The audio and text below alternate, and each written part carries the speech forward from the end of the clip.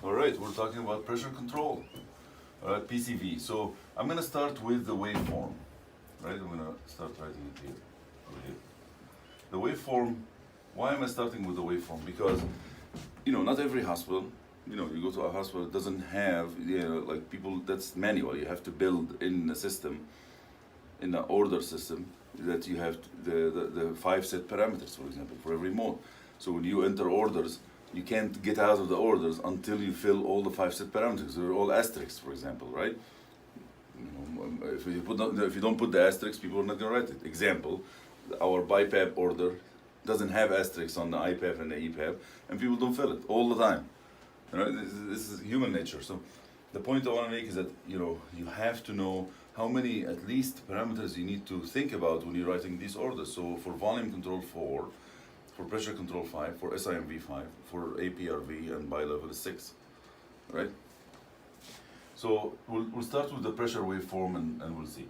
So basically, first you're telling the vent how high you want to be above the baseline, and you don't want to go below that ever. That is the PEEP.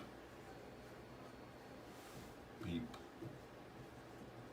And then you're telling the vent how high above the PEEP you want to go, and you want to do that instantly. And that's the IP, the inspiratory pressure. And then you're telling the vent how long you want to keep that pressure, or be on the high pressure here, and that is the I time. And then you're telling the vent how frequent you want to repeat this, and that's the respiratory rate, and then the FiO2. So you have 5 set parameters there. The dependent parameters are tidal volume. So tidal volume, you can't control the tidal volume in pressure control. Tidal volume is not controlled, right? And mean airway pressure, and I to E ratio, and respiratory rate. These are the 4 dependent parameters, right? The flow waveform looks like this. Huge difference between this flow waveform and this flow waveform, right?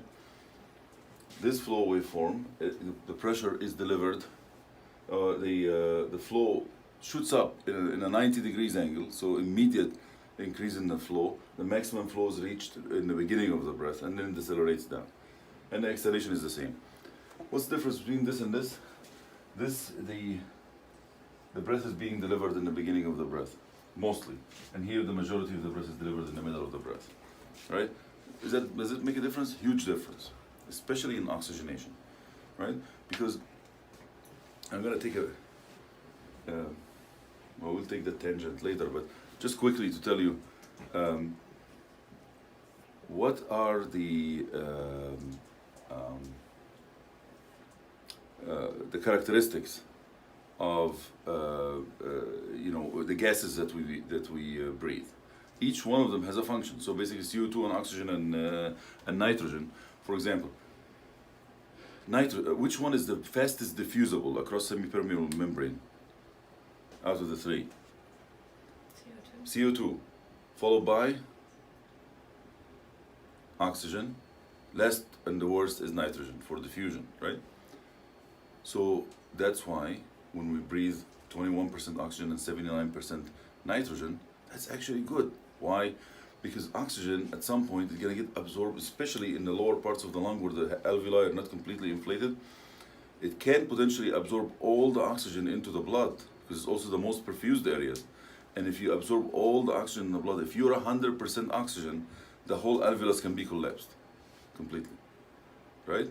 And then you come with the next breath and open it again. That's called atelectrauma, and that releases cytokines. I think this is actually that's the reason 100% oxygen causes problems. Not that by the free radicals. I don't think so. I think it's it's called absorption atelectasis. The absorption atelectasis is what actually caused the injury, the cytokine release and stuff like that from 100% oxygen for a prolonged period of time.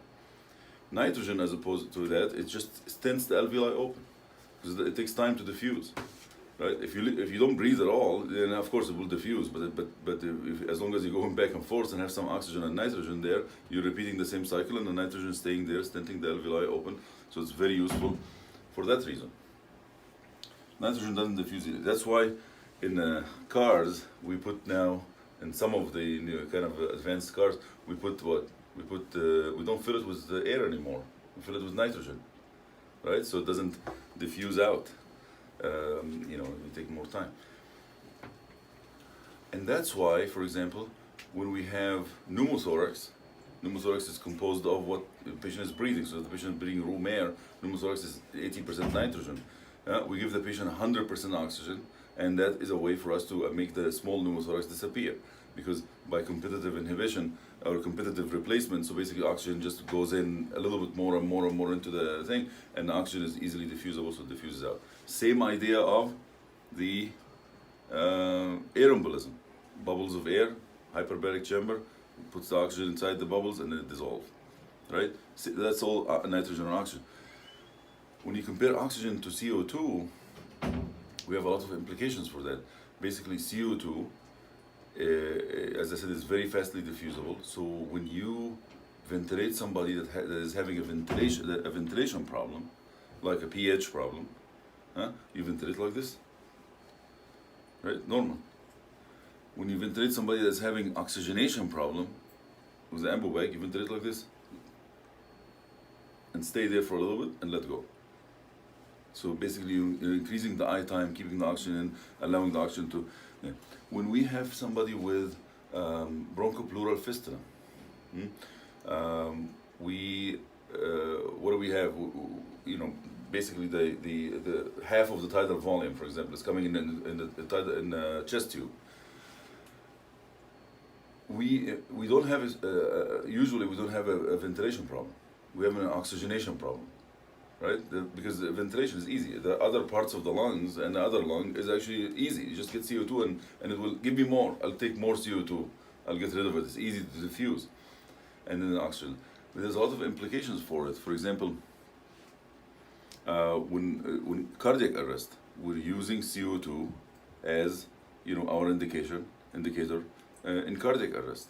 It's for the adequacy of CPR. You press hard, the CO2 rises because the CO2 matches the cardiac output. It's very easy. As long as the cardiac output, CO2 goes in and out and diffuses. In the alveolar equation, if you remember the alveolar equation, which is P alveolar O2 equal P inspired O2 minus the PaCO2 divided by the respiratory quotient.